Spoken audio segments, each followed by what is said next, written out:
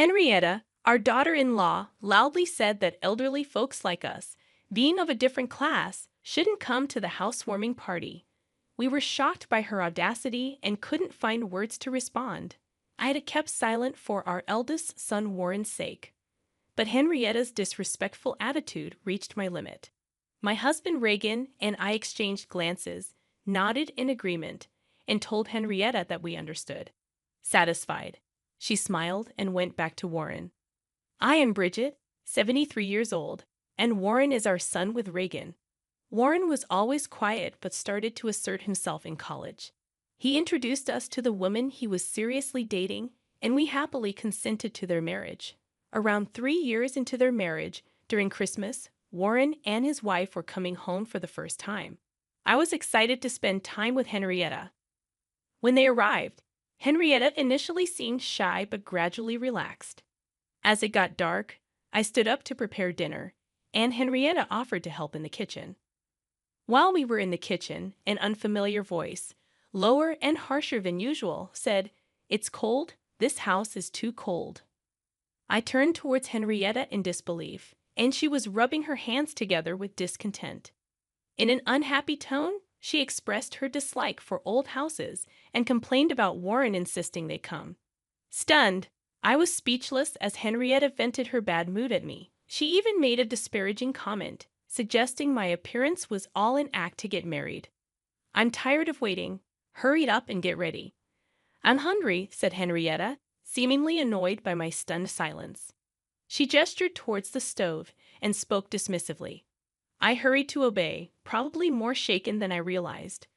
Once I started moving, Henrietta did nothing but dictate, not lifting a finger to help. She complained about everything, criticized my methods, yet did nothing herself.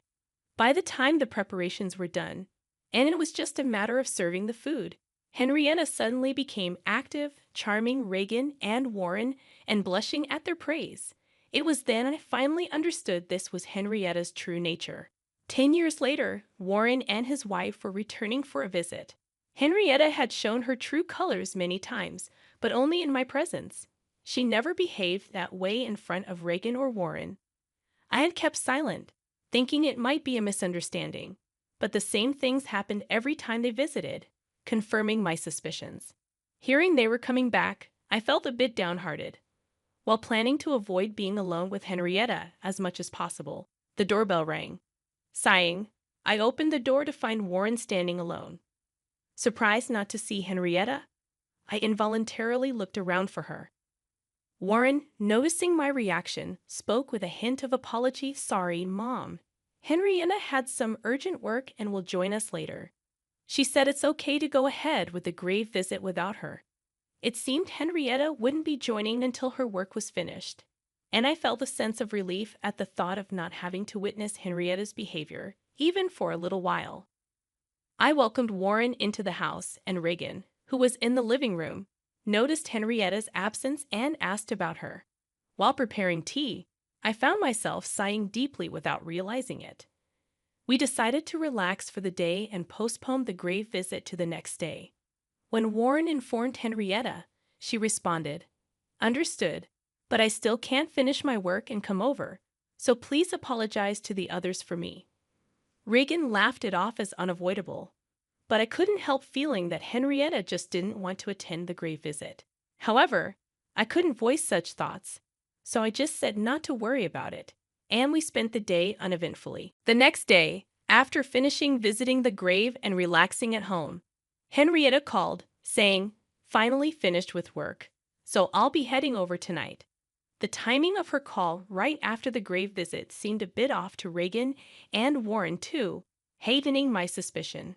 That evening, just as we were about to have dinner, Henrietta arrived. She appeared a bit sweaty and out of breath, as if she had rushed. I frowned involuntarily, but Reagan and Warren were so pleased to see her that I decided not to say anything. Henrietta, having been freed from work, was told to take a shower first while dinner was being prepared. She replied somewhat apologetically. When she emerged from the bathroom at dinner time, she muttered upon seeing the food on the tray, "Sandwiches, that's it? After a hot day at the grave, I'm tired of eating this." I managed to avoid going to someone else's grave in this heat, and all I get is a simple meal. Henrietta tied up her hair and walked towards the living room. I felt angry but couldn't find the words to confront her.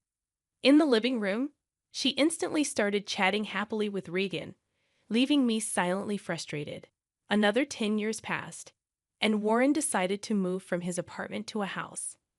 After discussing it with Henrietta, they decided to pay as much down payment as possible themselves, but asked us for a little help with the shortfall. We couldn't refuse our dear Warren's request, so we immediately agreed and transferred the needed amount.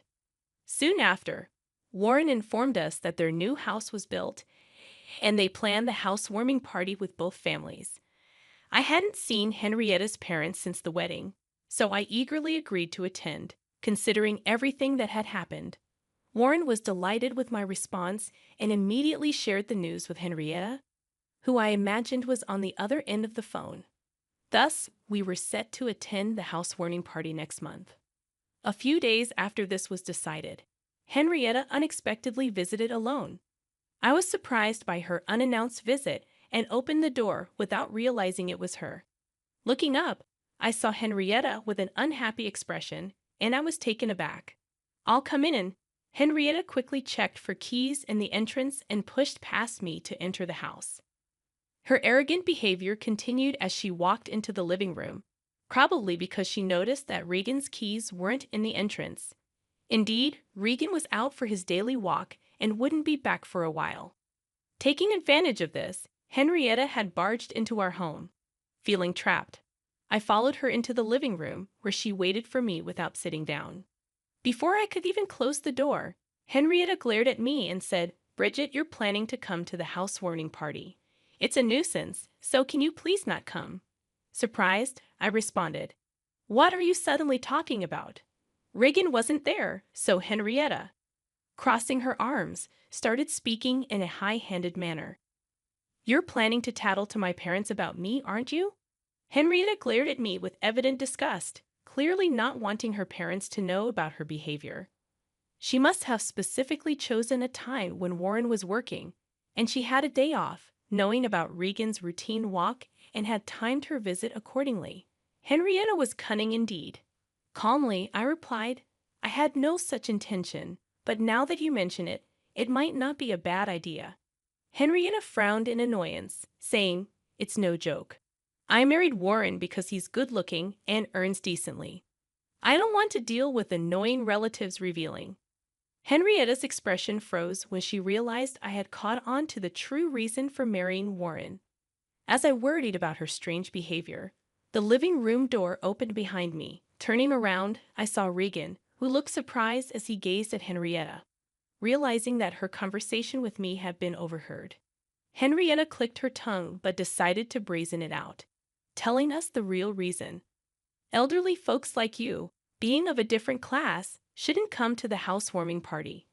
We were astounded by her audacity, at a loss for words. I reached my limit with Henrietta, daring to say such things even in Warren's absence. I had kept silent for Warren's sake until now, but I could no longer overlook such behavior. My husband Reagan seemed to share my sentiment. At her utterly disrespectful attitude, we exchanged glances, nodded in agreement, and said to Henrietta, "Understood." Satisfied, she smiled and went back to Warren. Left behind, we felt suddenly very tired and sat down on the sofa. On the day of the housewarming party, we didn't go to Warren and his wife's home. We hadn't told Warren anything about the incident with Henrietta. Naturally, he must have thought we were coming. By now, Warren and his wife might be panicking, sipping coffee with Reagan at a cafe. I pondered this. Then Reagan's mobile phone rang. He got up, answered the call, and stepped out of the cafe. I quickly paid the bill and followed him out, getting into the car. Reagan switched the phone to speaker mode so I could hear Warren's voice too.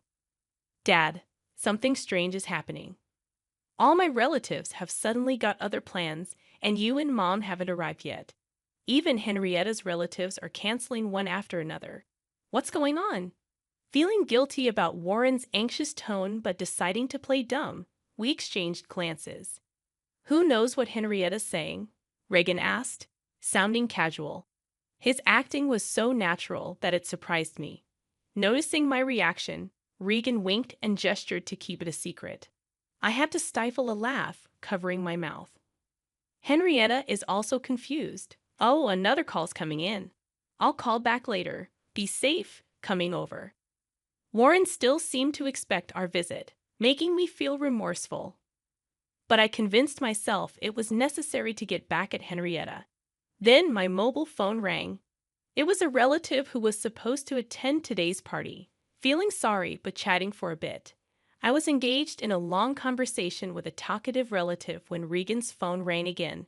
It was Warren. Regan switched to speaker mode and answered, "Dad, I just spoke to Henrietta's mom. What's going on? If you can still come, please do right away." Warren's voice, sounding close to tears, made me feel a tightness in my chest. Regan looked at me with furrowed brows. After I nodded at Regan, he reassured Warren. "Understood. We'll be right there. Calm down." With that, Warren, sounding relieved, hung up. We who were at a cafe near Warren's new home drove towards his place. Upon arriving and ringing the doorbell, Warren rushed out to greet us. Behind him, Henrietta glared at us with furious eyes. Once inside, Warren ushered us to the living room, waiting for us to sit on the sofa. Eagerly, he asked, "I didn't expect you to arrive so soon. Where were you? What's going on? All our relatives are angry. Henrietta's relatives are apologizing, and I have no idea what's happening." "Calm down, Warren. First of all, congratulations on your new home. I'll explain everything now," I said to calm him down. I turned to Henrietta, who was silently sitting. "You know why we're the only ones here, don't you, Henrietta?" "What do you mean?" Henrietta feigned ignorance, prompting me to sigh lightly before starting. "It seems you don't want us here, but given the current situation, your worries are gone, aren't they? Didn't want us here. What does that mean?" Warren sounded confused. I smiled slightly and continued. "Both your relatives and ours know everything now. Unfortunately, your plans have failed. You've already been reprimanded by your relatives, haven't you?" A low growl unmistakably from Henrietta was heard. Ignoring this, I continued, looking straight at Henrietta. "Given Warren's reaction now, you've been pretending to be good ever since you were dating him. Now that your true nature is exposed, why don't you just accept it?" "I didn't invite you." Her voice, now much quieter than before, made Warren lean in closer to hear her. She repeated, "I didn't invite you. I told you not to come. Why did you come anyway and spread lies among the relatives, framing me? Is that fun for you?" Taken aback by her intensity, Warren recoiled. I sighed at Henrietta, still insisting she was the victim. "Mobile phones are so handy, aren't they, Henrietta?" I nodded at Reagan. He took out his phone, operated it, and then looked at Warren. "I just wanted to marry Warren because he's good-looking and earns decently. I don't want to deal with troublesome relatives. Anyway, elderly folks like you, being of a different class, shouldn't come to the housewarming party." Henrietta's words from that day played from Regan's mobile phone. Henrietta turned pale and looked at Warren. After the playback, Warren turned slowly to Henrietta, his mouth agape. Henrietta tried to deny it, but what excuse could she give after that recording? The weather turned bad, so I cut my walk short and came back only to hear this incredible conversation. I couldn't help but record it. "Glad it was useful," Regan said regretfully. Warren looked at me for confirmation, and I nodded firmly. "I couldn't believe it at first either, Warren, but the truth is there in the recording." Henrietta's true feelings and her last words were said despite my presence. It's hard to escape now. Regan fixed his gaze on Henrietta, questioning how anyone could stay calm knowing she had been deceiving everyone since her dating days with Warren, let alone after their marriage. Seeing his look, Henrietta dropped her shoulders and ceased her struggle. This seemed like an affirmation to Warren, who abruptly stood up and left the house. It happened so suddenly that we couldn't stop him, and although Regan hurried after him, he soon returned. Apparently, Warren had driven off somewhere, leaving his mobile phone behind, making it impossible for us to call him. "Henrietta," left behind and surrounded by us, sat trembling and pale, huddled up.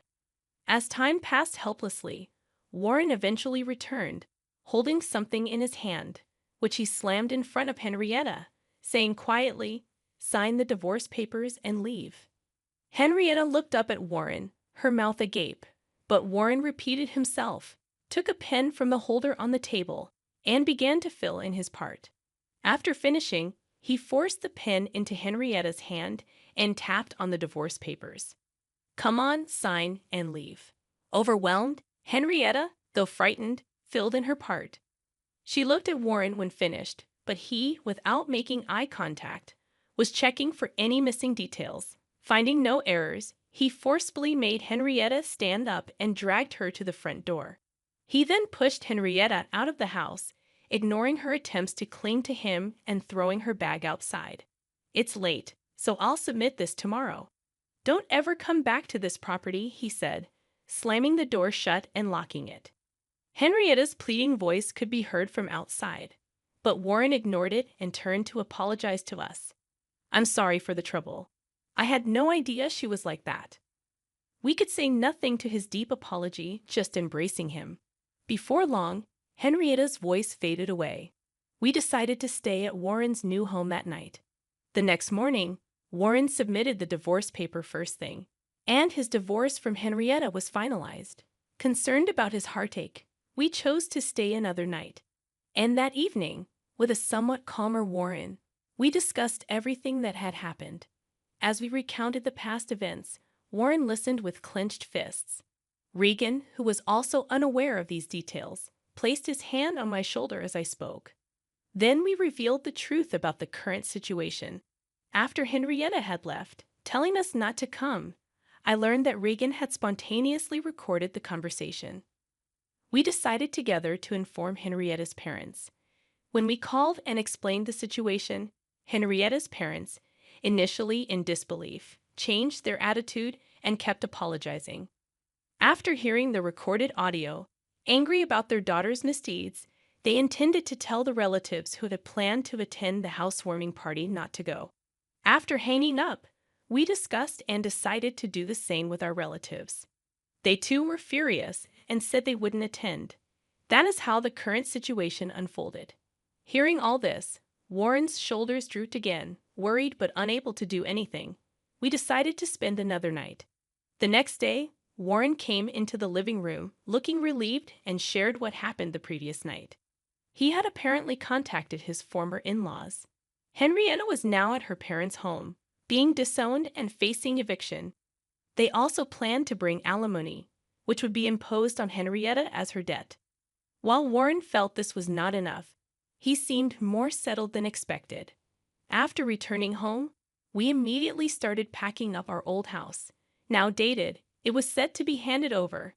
The house was actually being remodeled for us to live in together. Since Warren was at work during the day, the renovations were to take place. Though costly to modify a newly built home, with some financial gain from the recent events and our help, the decision was made. While waiting for the house's remodeling, we were happily clearing out our old home.